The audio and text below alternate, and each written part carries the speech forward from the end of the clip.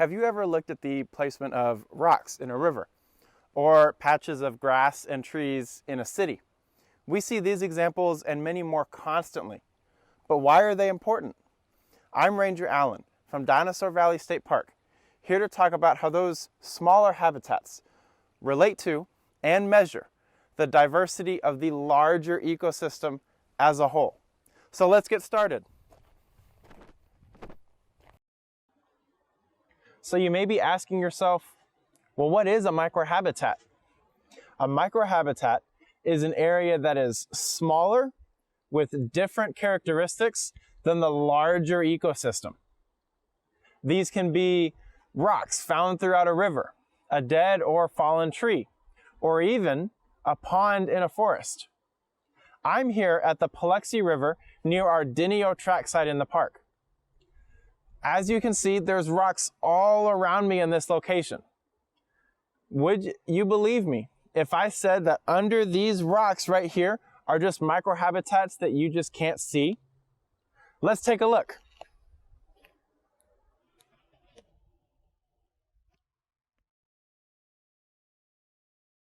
As we look at the underside of these rocks from the river, you can actually see the different coloration that's present. That coloration is algae and fungi, which creates a microhabitat for macroinvertebrates, such as mayfly nymphs and crayfish, species that both rely on these microhabitats in the river for survival. Now that we've looked at microhabitats in a riverbed, let's look at some more examples in a very different location.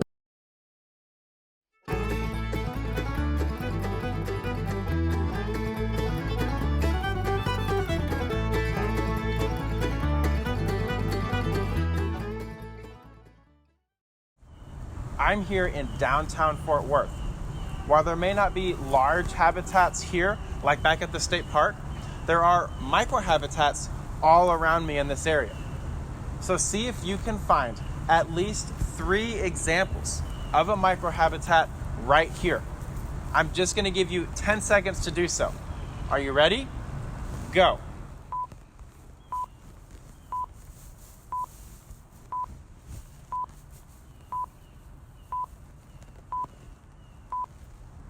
As you can see, there's microhabitats all around me. You just have to know where to look. So now that we found some examples of a microhabitat here in Fort Worth, let's really test your knowledge back at the state park. I'm back in the park along our Buckeye Trail, which is a large habitat for many different species. Everywhere that you look, there's microhabitats all around me. But just like in Fort Worth, you have to know where to look. So see if you can also find at least 3 examples of a microhabitat in this area. Remember that these are still going to be items that are smaller with different characteristics than the larger ecosystem. I'm still just going to give you 10 seconds to do so. Are you ready? Go.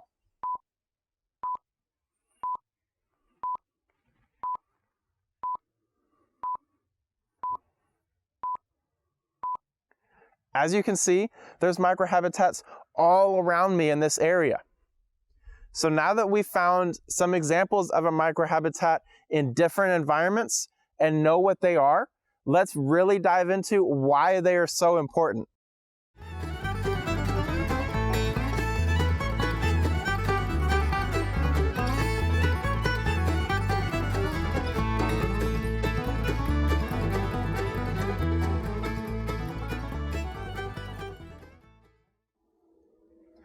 Every species on Earth requires a specific habitat in order to survive.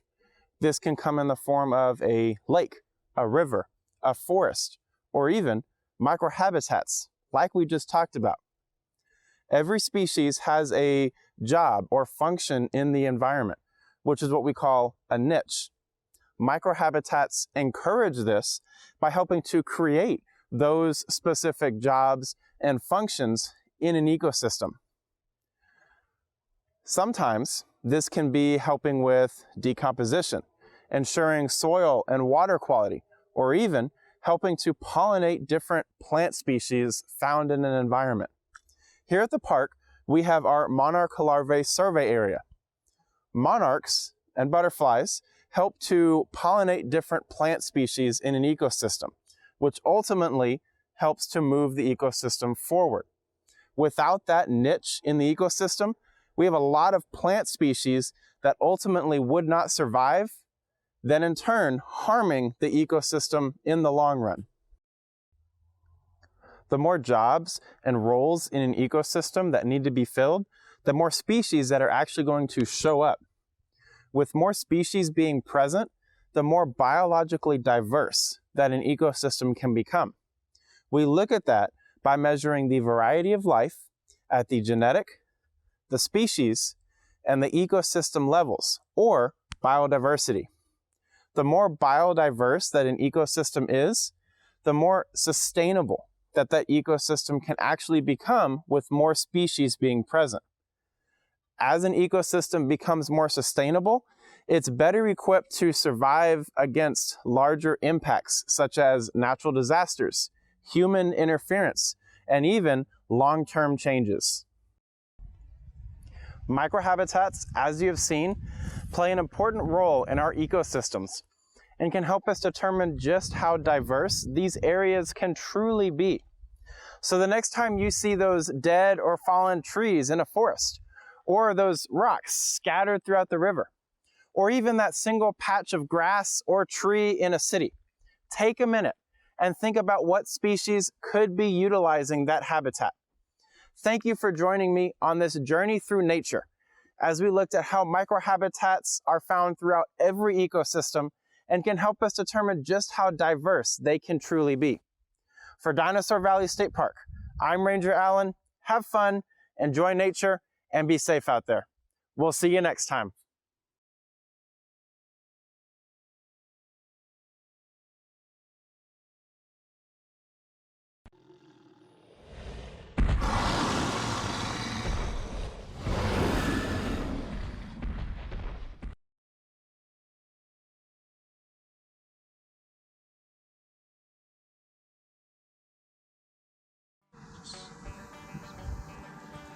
Microhabitats, nope, that's not, I did that wrong.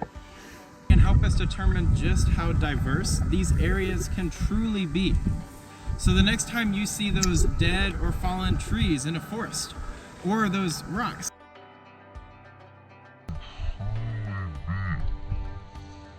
So the next time you see those dead or fallen trees in a forest, or those rocks scattered throughout the river. Every species on Earth requires a specific habitat in order to survive. This can come in our ecosystems and can help us determine just how